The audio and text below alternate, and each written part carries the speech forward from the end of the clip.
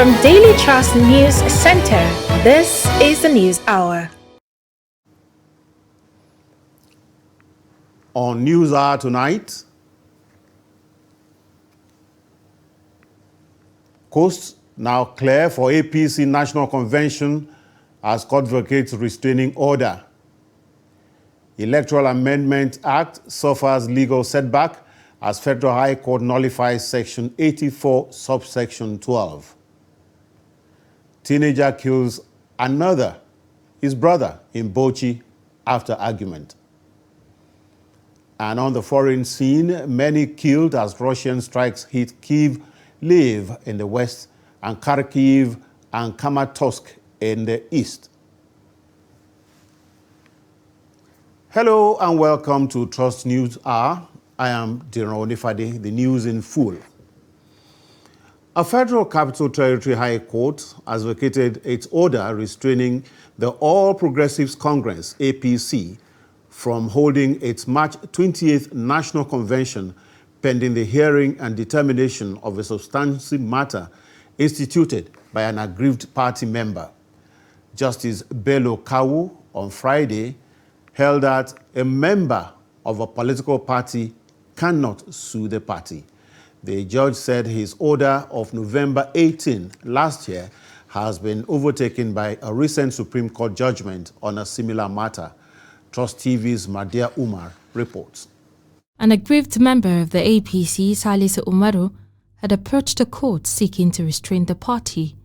Governor Maimala Buni and the Independent National Electoral Commission, INEC, from organizing any convention until the determination of his suit. The application seeking to set aside the November 18th ruling of the court restraining convention stalled on Tuesday after two lawyers, Shuaibu Aruwan San and Michael Adoi, announced appearances for the APC. No, it's not a judgment. A ruling was delivered based on our application. We prayed the Honorable Court for two reliefs. One, to vacate the order made on 18th November 2021. And the second is in alternative to strike out the suit in entirety. Having taken the argument, the court ruled vacating the order and adjourned the substantive suit for 30th of March for hearing. The motion we filed has been taken to. It is the basis of that motion that the court arrived at this decision to vacate the order. The implication anyway, what you want to know, is that there's no longer any impediment for APC to go ahead to conduct its convention on the 26th of March. No further impediment. Mike Nahoro, counsel to the claimant, Salisu Umaru, speaks about their next line of action. The court had just vacated the order of injunction restraining APC earlier given on the 18th of November 2021. We will look at the order, we will apply for it, and the same order will be reviewed with my client. Whatever the decisions we will take. But the good news is the substantive suit remains, and it's been adjourned to 30th of March. It seems the anxiety that was in the air, if the convention will happen or not, has been tuned down or even taken away.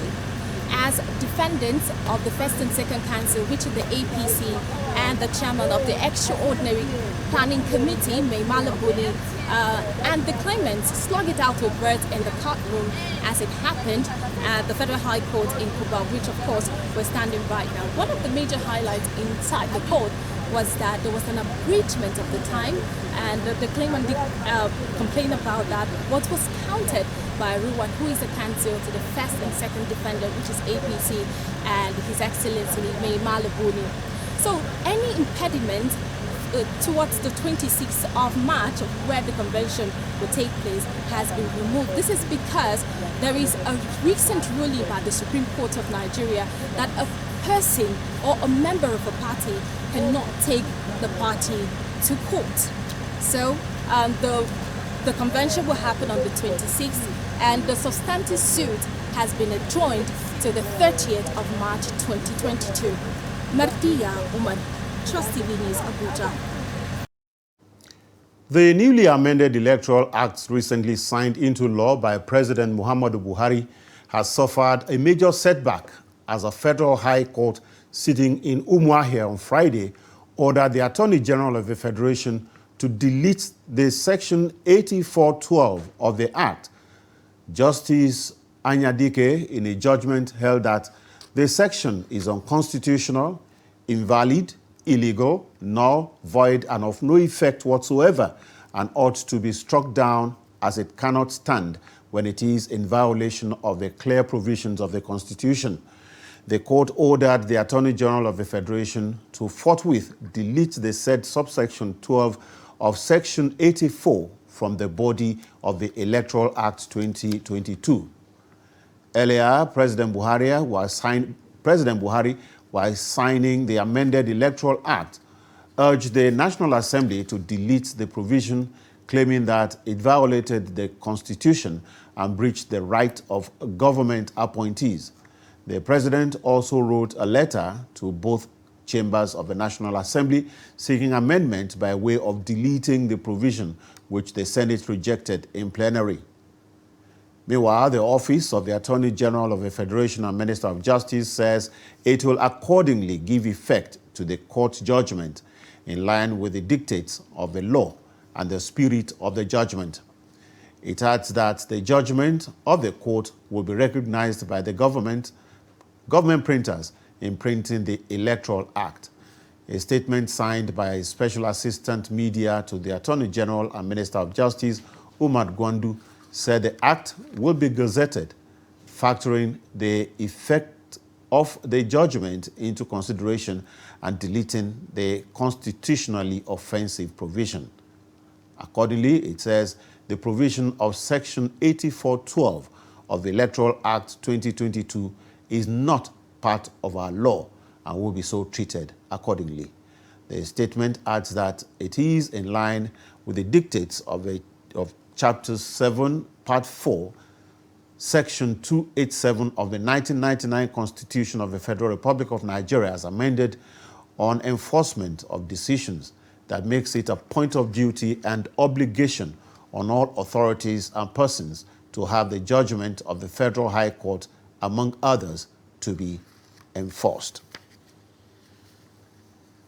And I now have with me in the studio Mutiu Adesanya, who is an Abuja-based private legal practitioner, and is going to be sharing perspectives on the judgment. Mr. Adesanya, you're welcome to the studio. It's my pleasure to be here. Now,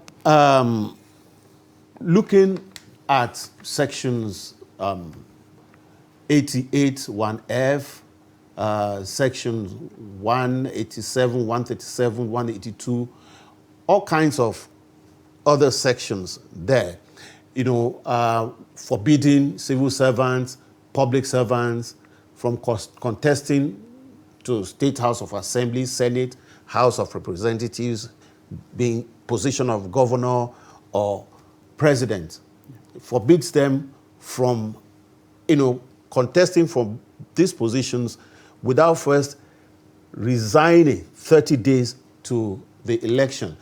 And it does seem that this contentious part of the new Electoral Act is something similar to that. So where is the problem? Okay, thank you very much. So basically, that was what the Federal High Court decided. A lawyer submitted these provisions to the courts and then asked the court to interpret these provisions side by side and to state which provision supersedes which. And like you know, under our jurisprudence, the Constitution is the ground norm. The provisions of the Constitution supersedes the provisions of any other law. And that's what Section 1 of the Constitution says. And where you find any other law being inconsistent with the provision of the Constitution, that provision will then be null and void. And that was simply what happened at the Federal High Court. And then the decision of the judge is simple, that the provisions of the Constitution side by side the provision of the Electoral Act, if they clash, if they are inconsistent, then you will have to strike down the provision of the Electoral Act in favor of the position of the Constitution. So that's just the summary of the decision. Now, a number of people will argue that maybe this judgment, the implementation of it, should have been directed to the National Assembly. The courts directed the Attorney General to delete the said provision. Shouldn't this have been directed to the National Assembly? Okay, so you must understand that we operate a federal system that also recognizes separation of powers. The courts, like in the system we have, are saddled with the responsibility of interpreting the law. And the court can also only adjudicate in respect of parties before it, and then in respect of the prayers submitted to read for adjudication by parties. So apparently what the plaintiff submitted to court was directed to the Attorney General. I've not seen a hard copy of the judgment. I've not read the judgment in details. But what it seems is that the Attorney General may be the only party in that suit. I'm not aware whether the National Assembly was a party or whether INEC was a party. But what it seems is that the prayers of the plaintiff were directed at the Attorney General. And then the court simply granted that. So the court cannot grant what the plaintiff did not pray for. Okay, thank you very much, Mr. Mutiu Adesanya, Abuja-based legal practitioner, for joining us on the news tonight. It's my pleasure to be here. Thank you. Thank you. Now, resource persons at a two-day workshop on the emerging challenges and improvements want the media to further engage the identified gaps in the recently signed Electoral Act 2022 to guarantee electoral transparency and accountability. Trust TV's Shafiu Suleiman, who is among the participants, reports that the forum, organized by an international non-governmental organization, Konrad Adenauer Stiftung, also underscores the imperative of strengthening the key institutions that will deliver a free, fair, and credible exercise.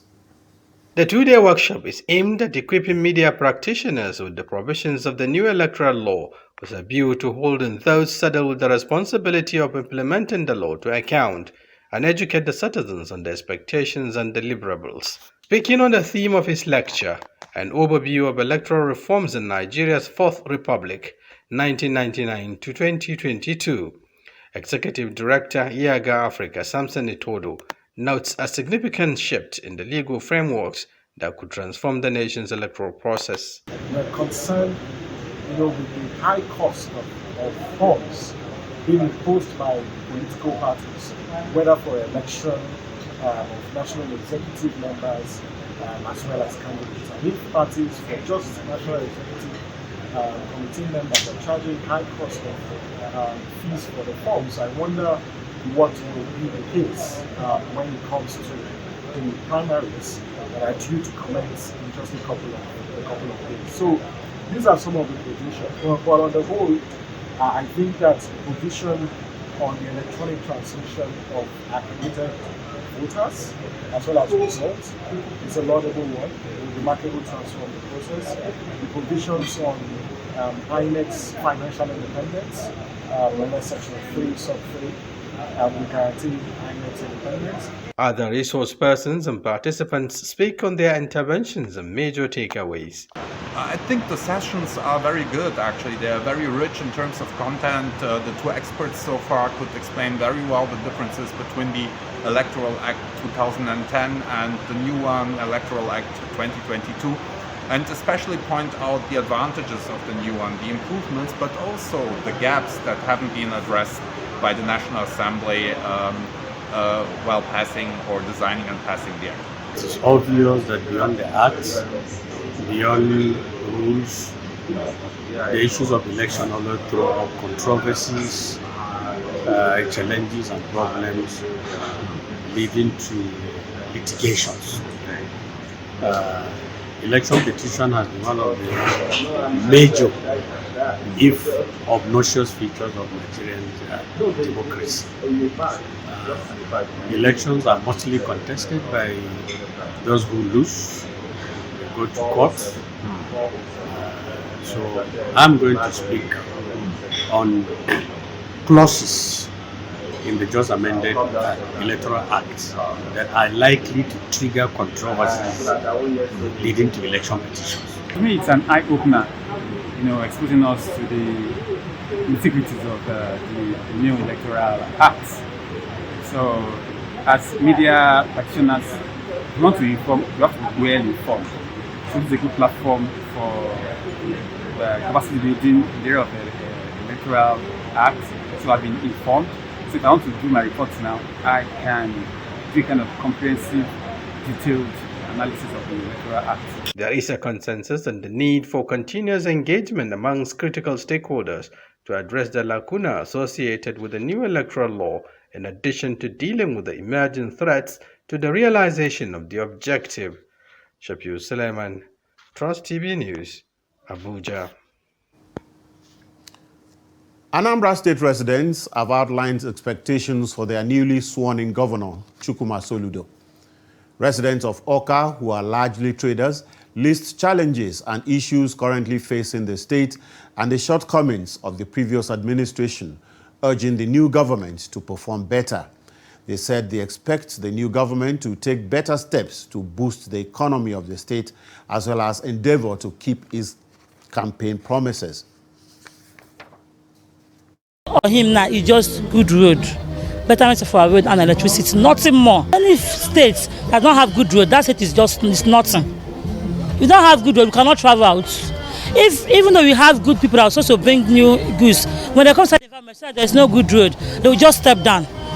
But once the road is okay, they're tied everywhere, clean, you find that Awka is a city. I myself am a hawker. Even to rent shop, things are very cost. So if you can help us to bring some things down, so that even me, I don't want to be all this hawking again. I'm hawking my mind, as you can see. Not that I prefer the market, the business in that line, but I can't afford the money to pay rent. The shops are very cost. Some shops 300,000, 250,000. Some people like us cannot do it. Based on the transportation stuff, the bad road, because that's the reason why they are increasing the transport fare. Shop rent as well is very, very high. Okay, look at our this area. Just after to the rainfall. Okay, or even people that trek, they cannot be able to trek because of the road. So what our new government to help us do our road? Empowerment to make everything then normal, to give us what we need, to make our road good.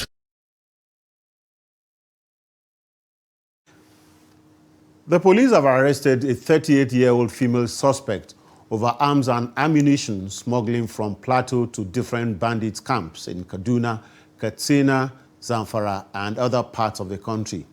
The acting Force Public Relations Officer, CSP Olumuyiwa Adejobi, stated this during a media briefing in Abuja on Thursday. He said the operatives arrested the suspect at Seminaka along Jos Expressway while conveying the items from Plateau to Kaduna State for delivery. According to the police spokesman, items recovered from the suspect includes 8 locally made AK revolver guns, SMG rifles, and 400 rounds of AK-47 live ammunition. He said another suspect had also been arrested by the police over transportation of AK-47 rifles and live ammunition from Kaduna State to Taraba. Meanwhile, a total of 1,500 AK-47 live ammunition have been recovered from the suspect, adding that efforts are being intensified by the police to get the fabricator arrested. Bauchi State Police Commissioner Umar Sanda has warned residents not to take laws into their hands. This comes after a report that an 18-year-old killed his brother with broken glass after a little argument at their residence in the state capital. An uncle of the 2 brothers spoke to newsmen before the corpse was taken for burial prayer at Galaga Jumat Mosque. Adamu Imam completes this story. The Bauchi Commissioner of Police was at the NUJ Secretariat for a familiarization visit when the unfortunate incident occurred at Behind Games Village in Bauchi Metropolis close to Mujaddadi Mosque.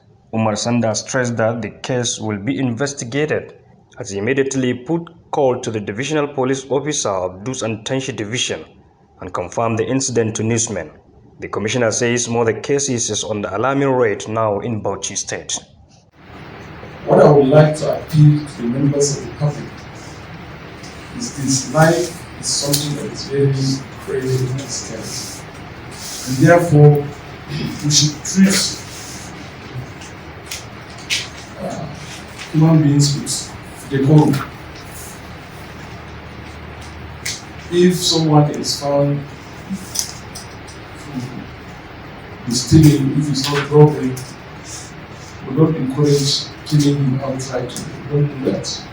What we do is please hand him over to the police. The police will appreciate your effort and go into investigation. At least one bad guy is out of circulation. But killing somebody maybe because he went to steal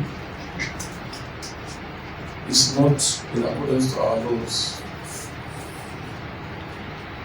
If it is robbery, if it is kidnapping, and someone is carrying deadly weapons, yeah, maybe because of mob action, we may say, well, it's unfortunate.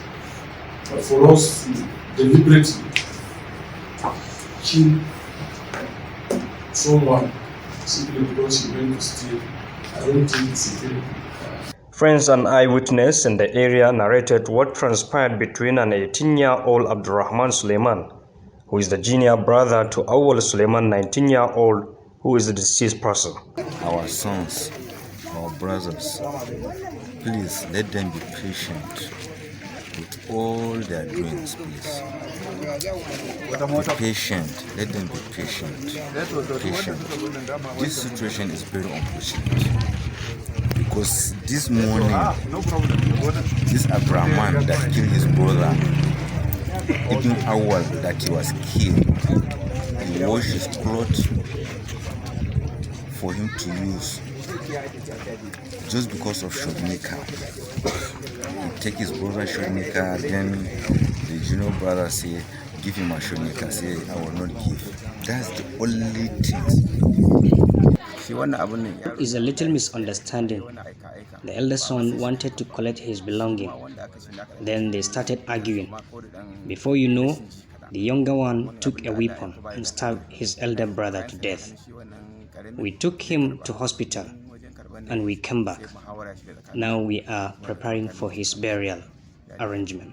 Some residents of the area were aggrieved that the two brothers are always engaged on argument. According to the eyewitness, their father came and saw his son lying on blood.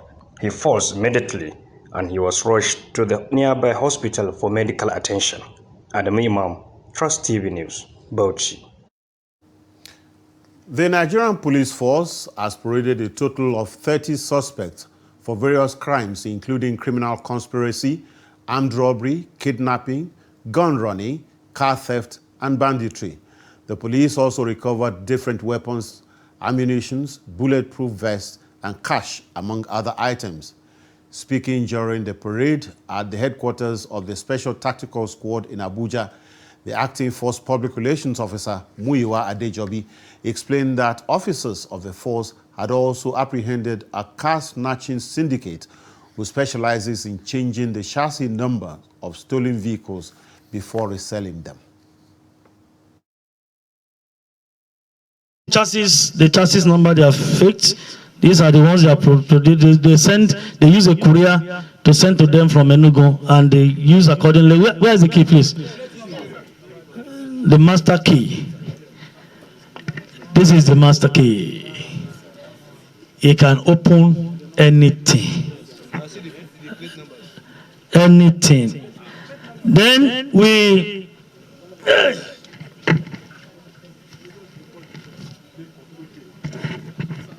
don't know why everybody likes to use Lagos number. See how clean this thing is.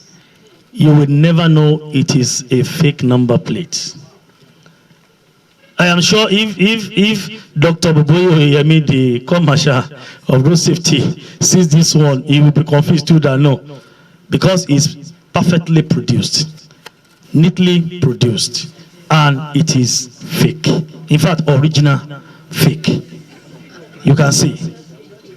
You can see the invoice, everything is there. Document of the invoice, the documents, vehicle document, everything. And you can see Lagos logo, neatly produced. You can see. They use all this to deceive us because when that vehicle is stolen, they quickly change the number that is there. They place this one and they have this document to go with it, so that when they get to any checkpoint and they are requested to produce the document, they have something to produce. And of course, when the information tallies with whatever we have on the vehicle, a reasonable policeman will just ask them to go.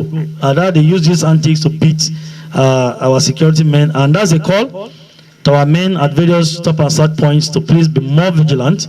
There are so many things the church needs to check and to know, so that these people like him, they will not continue to deceive us at our various duties. My name is Abraham Hassan. I have received like 100 vehicles. I was arrested by Kolo last 3 years ago. I recovered some cars, but later I could repent. But I was there, then I live in my business, not the pension. So I now come wrote me now say that he will give me a stolen car. Then somebody come connect me with up and down. The person now, they give me a PEC chassis number for me to beat police for my way going. So I now send 150,000 for the person. He sent the way bill for me. So I was in Jabi to collect it. I was now see a policeman that I know arrested me again, come back to where I was released before.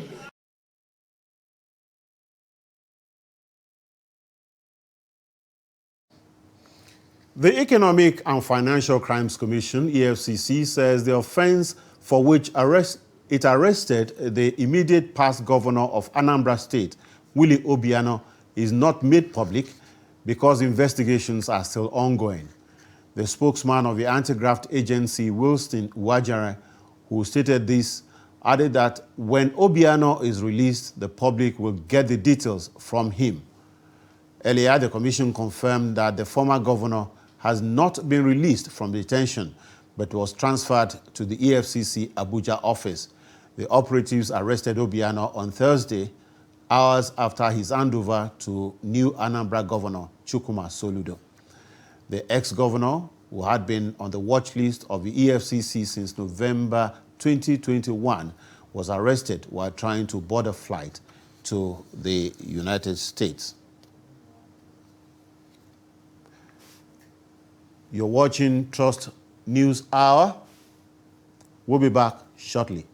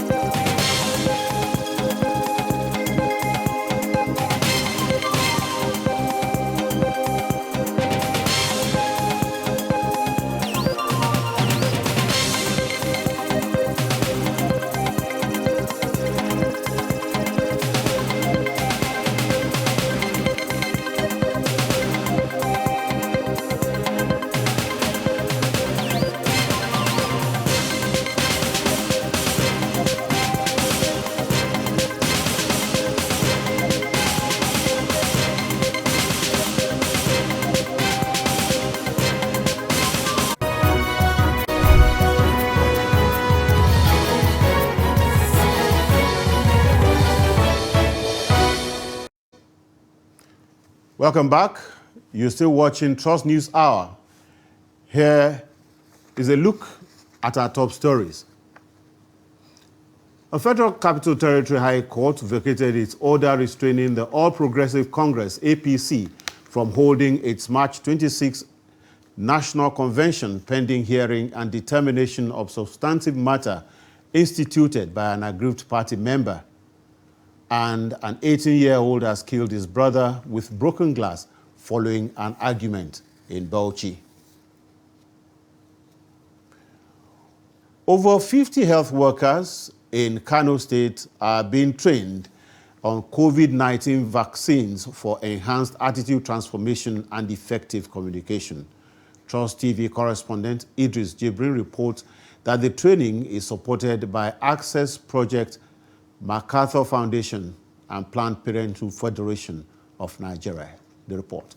Drawn from the 11 selected local government areas of Kano State under the Accelerating Equitable Access, Acceptance and Uptake of COVID-19 Vaccines in Kano, Kaduna, and the Federal Capital Territory, Abuja, with the support of MacArthur Foundation and Planned Parenthood Federation of Nigeria, PPFN.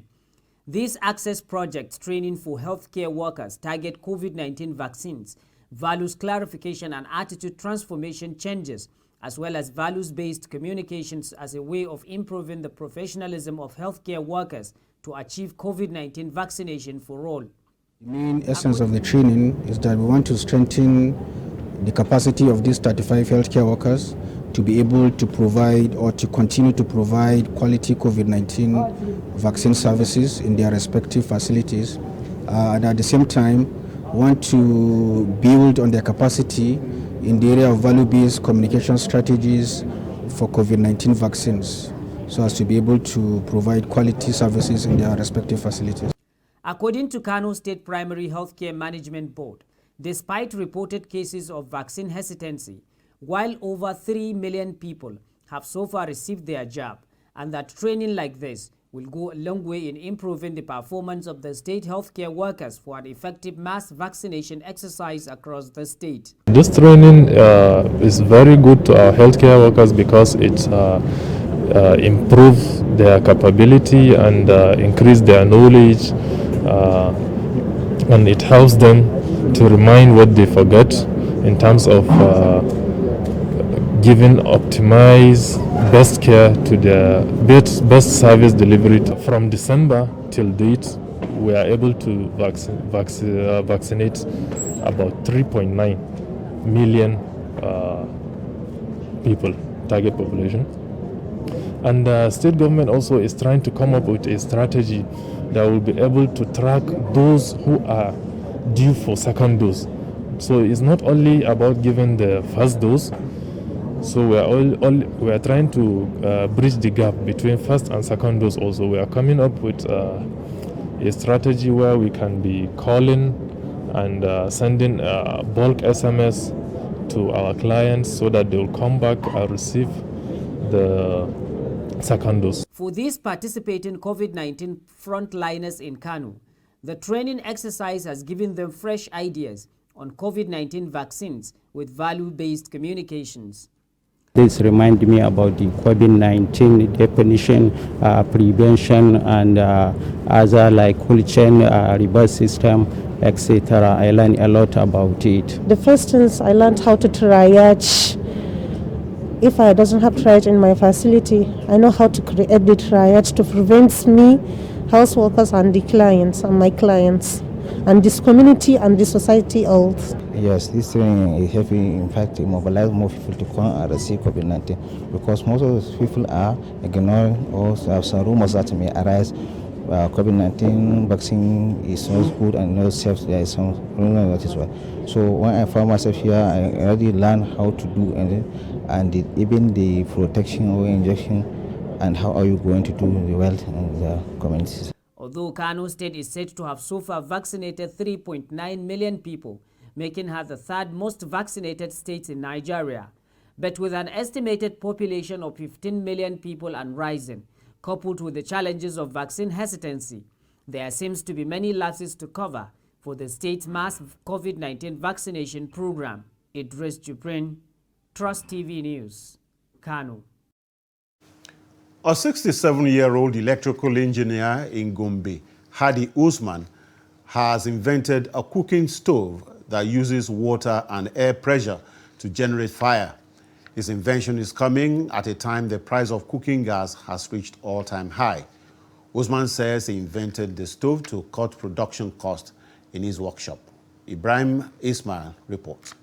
This is a cooking stove that uses water, invented by a Gombe-based electrical engineer, Malam Hadi Usman. The stove is powered by air that runs through 2 bottles of water. Sai da damuna lokacin da ruwa yake cikin hadiri ake ganin walƙiya da tsawa. I learned that you can only see a thunder lightning during rainy season. In dry season, there is cloud, but no thunder lightning, because there is no water. Therefore, there is atom and electron in water everywhere that give fire. That was how I conducted research for 3 years and achieved this.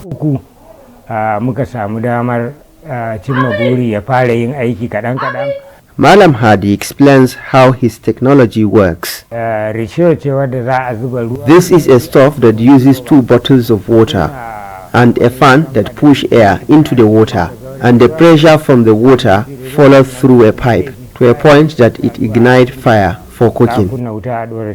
With the hike in prices of cooking gas and electricity tariff, this technology has potentials of solving problems of cooking energy while preventing environmental pollution.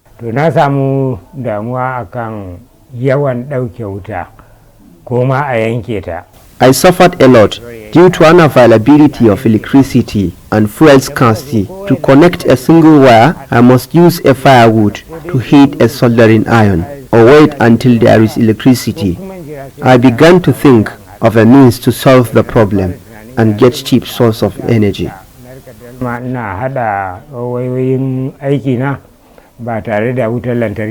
From Gombe, Ibrahim Ismail reporting for Trust TV. Many Nasarawa state residents are embracing opportunities offered by global satellite mobile GSM technology as source of livelihood. Abubakar Abdullahi speaks to some people in Lafia on what benefits accrue to them with the mobile phones business. The report.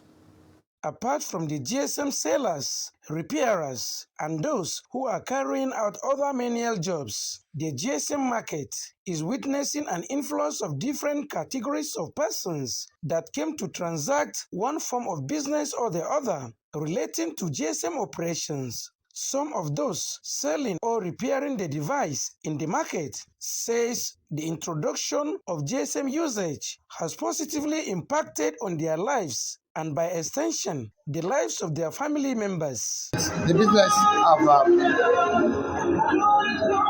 kept me busy. The business have kept me busy. And to some extent, I'm employer as a labor. I have more than 10 persons working for me. So it has created an impact to me and the society. If not with the nature of the business, I wouldn't have been able to employ up to those 10 persons. Those 10 persons are getting 1 or 2 things through me. Actually, this work has helped us in many ways.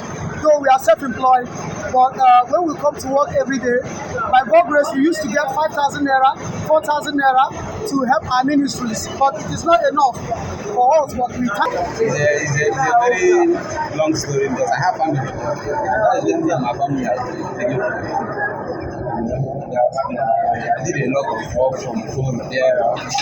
That's where I came from my apartment, my children's school fees, and other things that I do. I mean, one that I achieve is this is the only thing I have. I don't have shops. I do many things that I do where I work.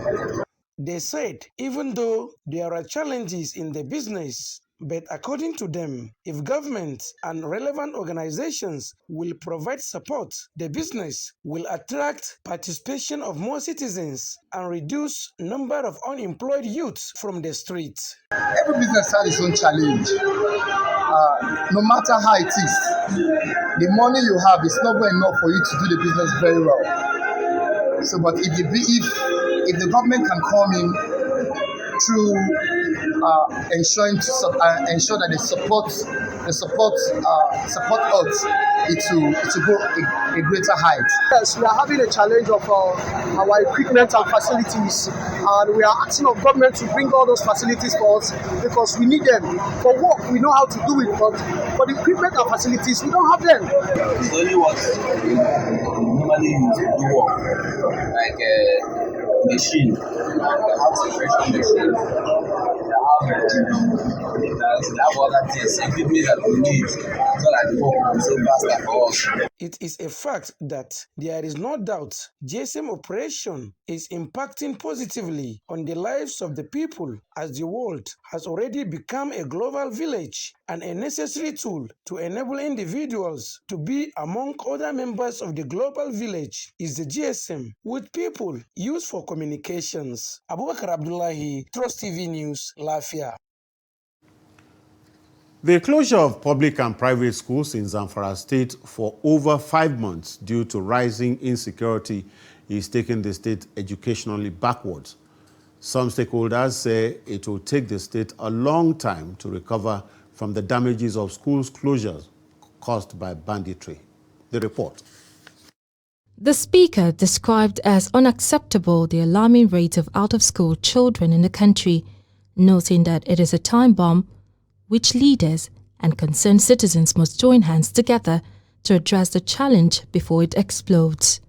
Represented by his Chief of Staff, Garba Rikiji, the speaker observed that 4 out of every 10 Nigerians live below poverty line.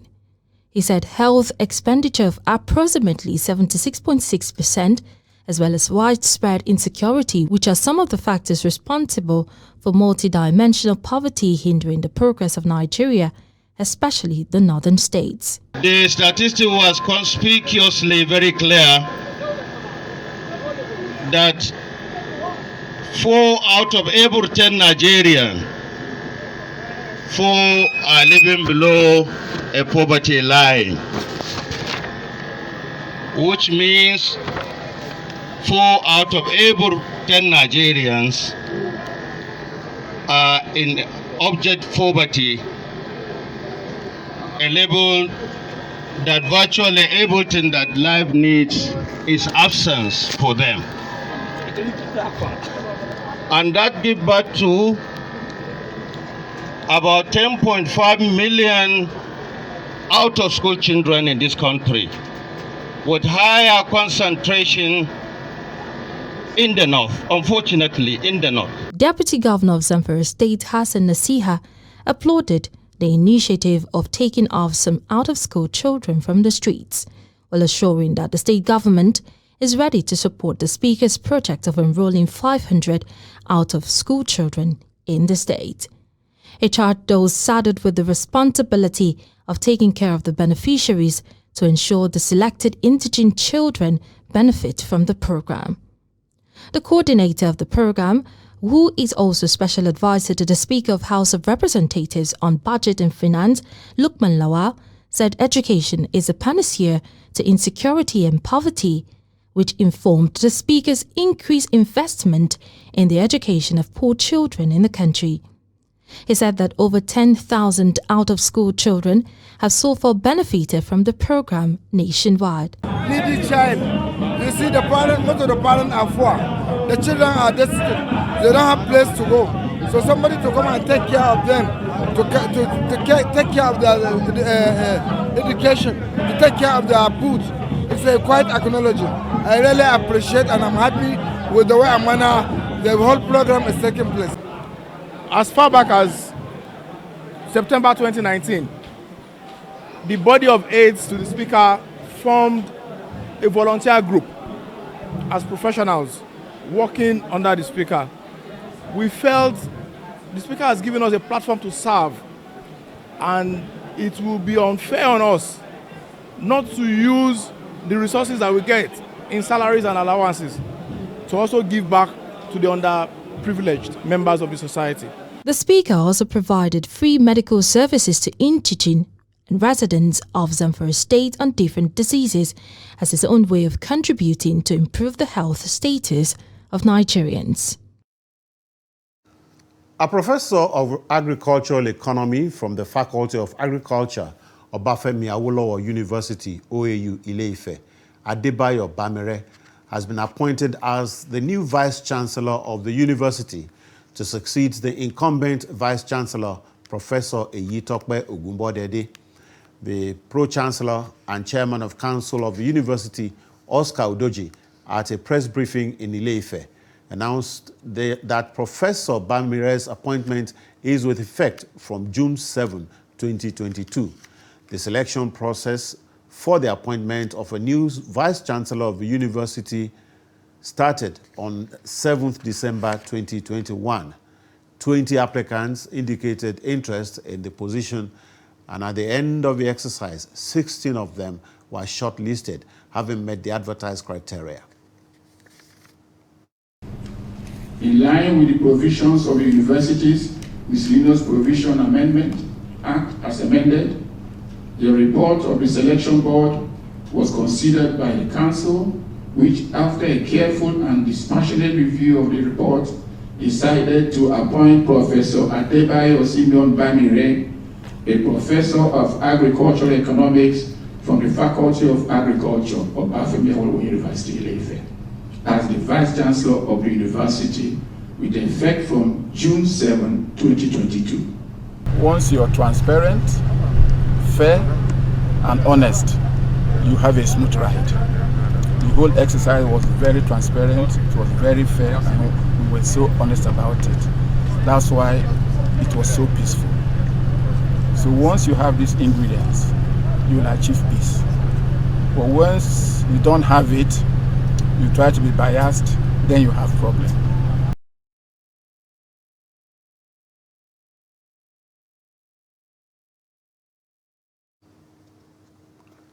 And breaking news, President Muhammadu Buhari this night returned to Abuja after spending 12 days in London, the United Kingdom, for routine medical checkup. The president arrived at the presidential wing of the Nnamdi Azikiwe International Airport here in Abuja. He was received on arrival by Chief of Staff, Professor Ibrahim Gambari, Minister of Federal Capital Territory, FCT, Malam Muhammad Musa Bello, Minister of Water Resources, Engineer Suleiman Adamu, DIG of Police, Hassan Sanusi, Director General of the Department of State Service, DSS, Mr. Yusuf Magajibichi, and Special Advisor on Media and Publicity, Femi Adesina. And back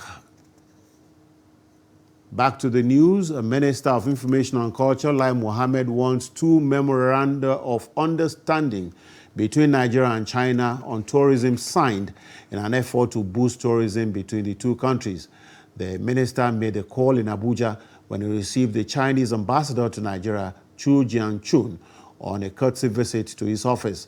Mohammed said the 2 MOUs are on the facilitation of group travels by Chinese tourists to Nigeria, as well as travel facilitation through the approved destination status, ADS. Ambassador Chu said China is re-strategizing its bilateral relations with Nigeria to focus on growth, development, and progress. The ambassador said the new focus will be anchored on people-to-people communication and relationship, as well as cultural exchanges. And actresses, the followership they garner, universally, and some of our actors and actresses are by far more popular outside Nigeria than some of the ministers. So we believe that this is this exchange of this exchange program will not only deepen the country-to-country relationship, but also the people-to-people relationship. Your Excellency, I'm reliably informed that there has been much progress in the effort to make the loan that I spoke about. That is the $500 million, loan. That there's a lot of progress to make it a reality. I want, therefore, to use this opportunity to appeal to Your Excellency to continue to use your good offices to fast-track the evaluation and approval process of the loan by the China Export-Import Bank, and to thank you for your efforts so far in this regard. 14th Chinese ambassador to Nigeria, how can I do things for the two countries? I try to use the metaphor to plant more trees, even if it takes time to bear flower and get fruit. But I'm working hard during the past nearly 1 year. I want to share with you the first things that we need a new strategy for the relationship of the two countries. So I have my copy here. I want to let you know this strategy Now to the economy. Total debt stock of Nigeria is likely to reach 45 trillion naira as the Debt Management Office DMO plans to borrow an additional 6.39 trillion naira to finance the 2022 budget deficit. This is contained in a DMO document released on Friday in Abuja. In the document, Director General of the DMO, Patient Oniha, explained that the overall deficit in the 2022 budget stands at 8.30 trillion naira, representing 3.46% of the country's gross domestic product, GDP. Oniha said the budget deficit is to be financed mainly by borrowings from both domestic and foreign sources, as well as privatization proceeds, and explained that while 2.57 trillion naira will come from domestic sources, another 2.57 trillion naira is to come from foreign sources, 1.16 trillion naira from multilateral and bilateral loan drawdowns, and 90.7 billion naira from privatization proceeds. It will be recalled that the DMO had earlier said that the country's total debt stock as of December 2021 stands at 39.55 trillion naira. A bill seeking to make it mandatory for bank employees to declare assets to strengthen money laundering laws is generating debate among banking sector analysts. Chamun Dabeng speaks to an economist and financial analyst, Steve Nwachukwu, on the desirability of the bill and how anti-graft agencies can cope with their mandates. The report. 2021 Economic and Financial Crimes Commission EFCC announced that all employees of financial institutions, including banks in Nigeria, must declare their assets in order to curtail fraud and corrupt practices in the banking sector. I think it's a very good development. Whatever you have to regulate individuals or players in the financial sector is quite good, so that you can have a proper audit of what is going on in the banking sector. So what is there? Why are they afraid of being audited? It's sort of addicting, because if you declare your assets, they will check you after a period of time, maybe 4 years, 3 years, 10 years, 5 years. It's just to have a healthy banking or a healthy financial system.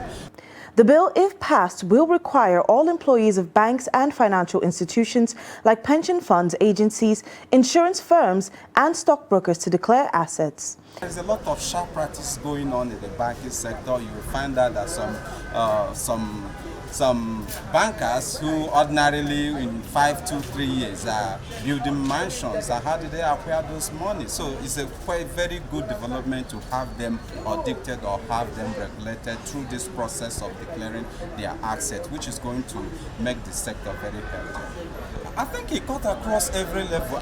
Once you are level of managerial, you can be able to authorize payment or authorize anything in the system that money can be transferred. So I think from that level, you should be regulated. From that level, you should have your asset declared, because a lot is going on in the banking sector. A lot. Sorry to say, there are our cousins, our brothers, our sisters working in that sector, but we will find out that a lot of sharp practices, a lot of illegal activities going there. They are assisting the civil servants, they are assisting corrupt civil servants, they also assisting the corrupt politicians. So let's get them being audited, or let's get them being certified in form of declaring their assets, so that we check them in the next 5 years and know how they are doing. So everybody should live within their means, not living as a banker, working as a banker, but living as a one businessman or one estate manager, because you find out most of them, you check their accounts, you find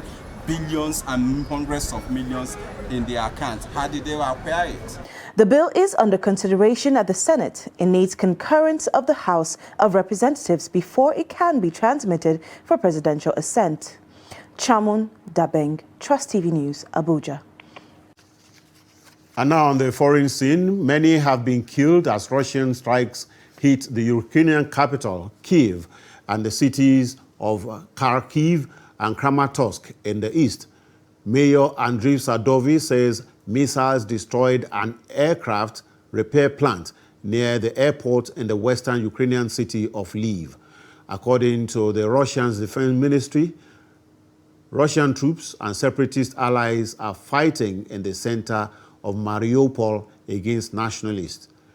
Meanwhile, U.S. President Joe Biden is expected to warn Chinese President Xi Jinping against supporting Russia during a phone call on Friday. And now on sports, Champions League semi-final, first and second leg fixtures will take place on April 28th and 26th and 27th, and on May 3rd and 4th. The draw for the semi-finals took place in Nyon on Friday and streamed live via UEFA's official website. However, this season's Champions League final will take place on May 28th at Stade de France in Paris. The quarter-final fixtures see Manchester City taking on Atletico Madrid, while Chelsea hosts Real Madrid. Benfica will play Liverpool, and Villarreal will take on Bayern Munich.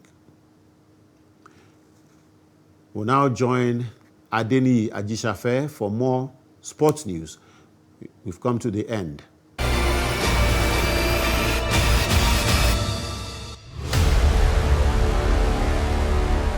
Nigerian Football Federation (NFF) has arranged an international friendly match for Super Falcons against Canada to put the team in shape ahead of 2022 African Women Cup of Nations.